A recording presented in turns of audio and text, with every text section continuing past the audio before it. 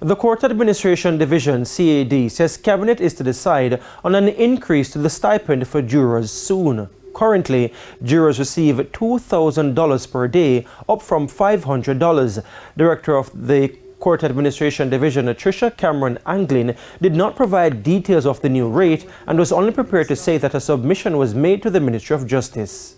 Justice and the National Council on Justice, they have been looking carefully and keenly at the stipend provided for jurors, and very soon we will hear in Parliament, in Cabinet, a decision taken on the increase in the juror stipend, because we recognize in the increasing challenges in the fiscal space that we have, the jurors just can't afford to come to court to serve. We have had to assist many of them, especially in the rural areas, getting to court and actually getting them back home.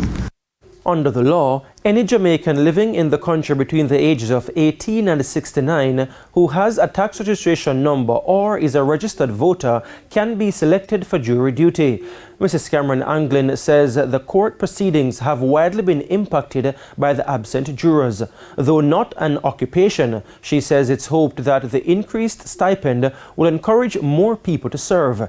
In the meantime, she revealed that the jury list is being cleaned and expanded with updated information that we've put in place. We expect to see the gains from them in the next round of circuit coming up.